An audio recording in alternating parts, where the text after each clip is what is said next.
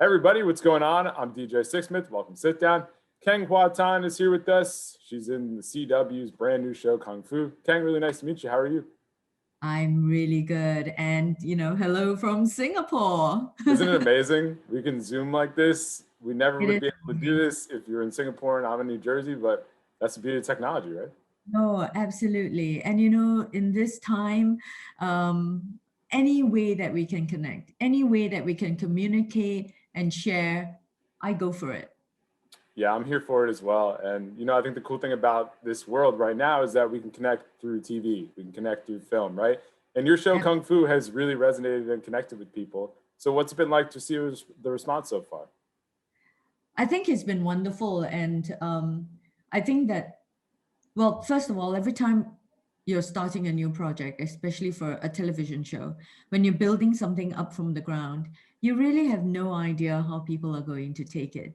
And the feeling that is within the production crew is something that is really no indication as to how the audiences are actually going to take your show.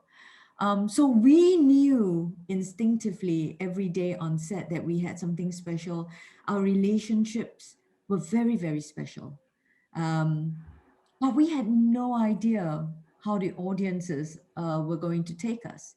Um, and so when the news came that audiences were really, I guess, embracing us, wholeheartedly, I think everybody not just breathed, oops, is that yours?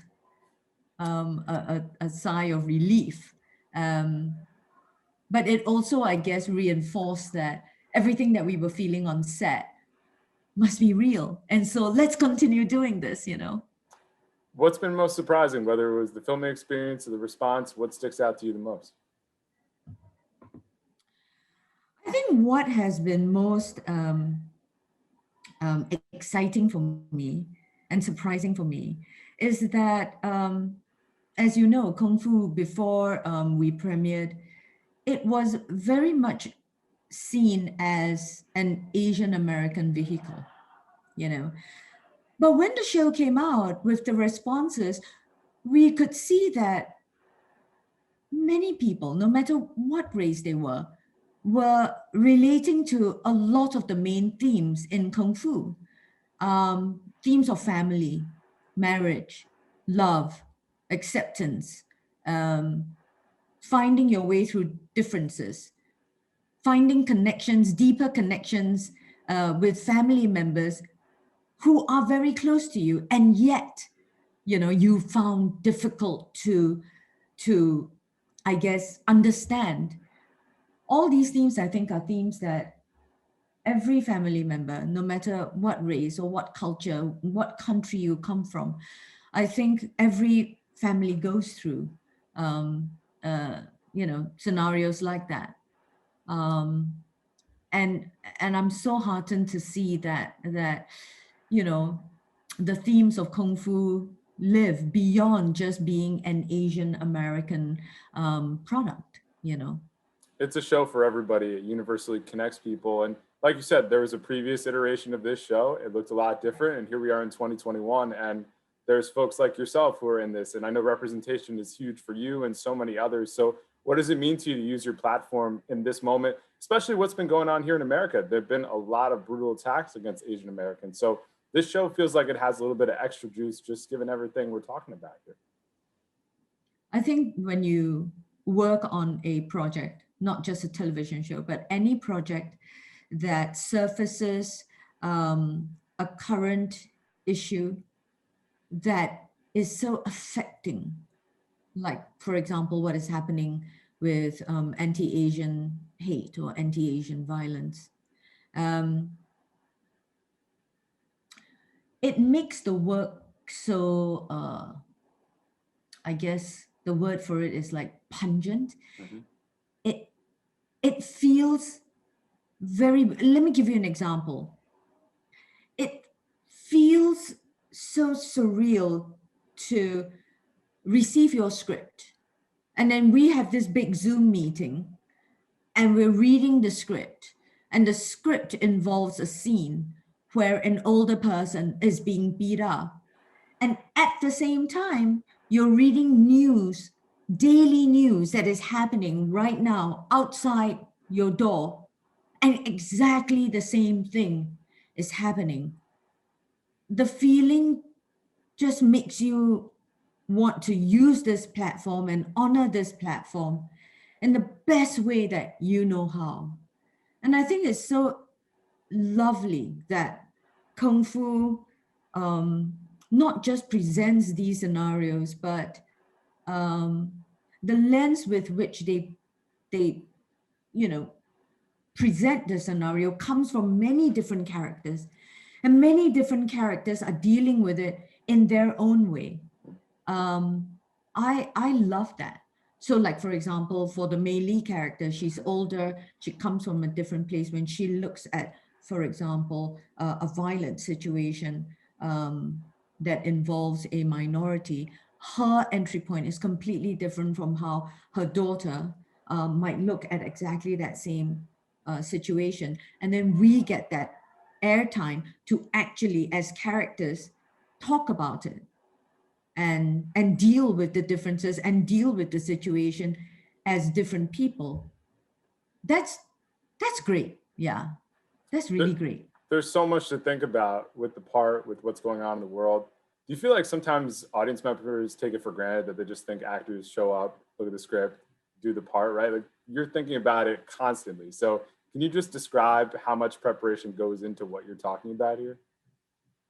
It's very interesting, DJ.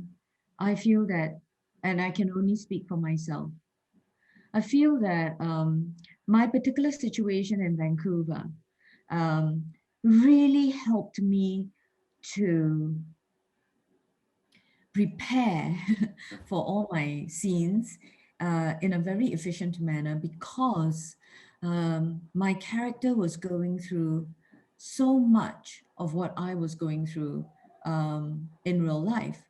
I was separated from my family, and Mei-Li has been separated from her daughter, for 3 years. And I too have just one daughter.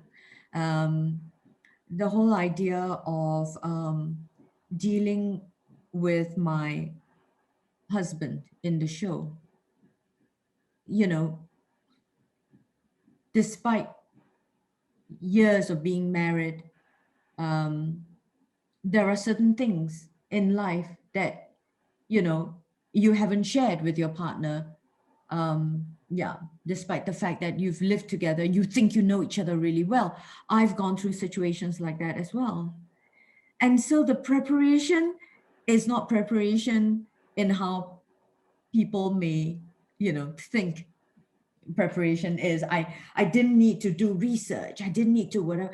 I read the script, and the preparation was so immediate because a lot of the words just hit me straight in the heart, and I could just place my emotion on Mei-Li's emotion, just one on top of the other, and let the scene live.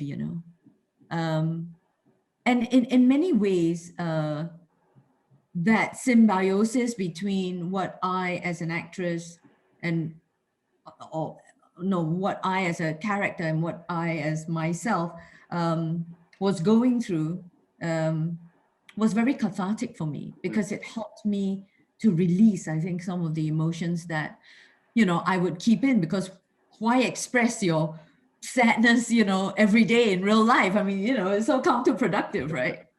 It's amazing how you could do that through a role. I think that's the cool part of the journey of an actor, right? You never know what you're going to get into. I mean, another one I think about with you is Crazy Rich Asians, right? You get that script, you think it's going to be one thing. I'm sure you thought it was going to be good.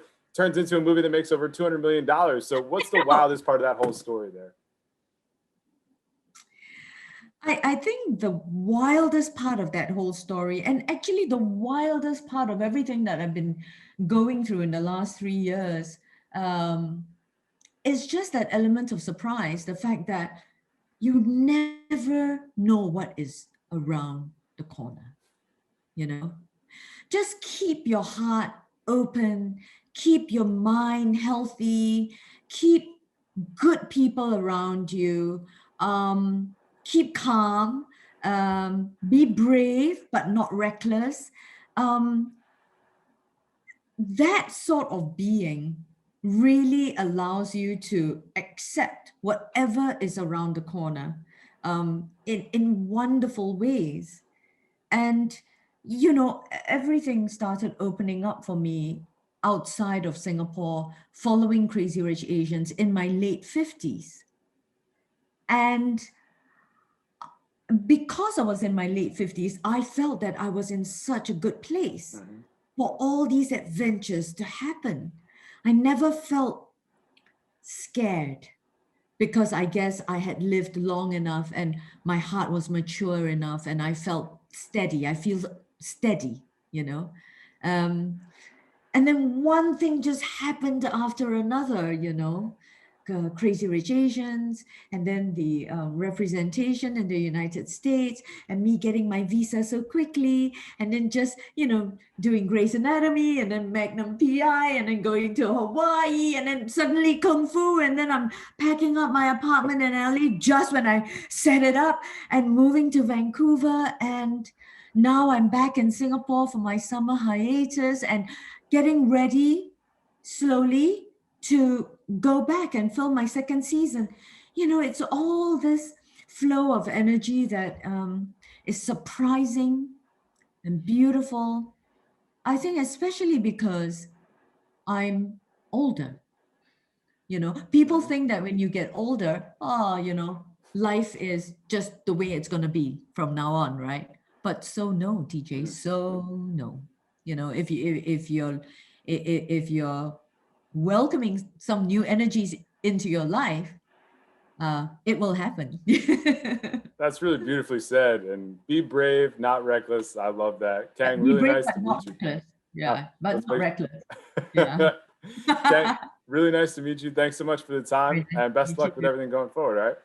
Thank you. Same back to you.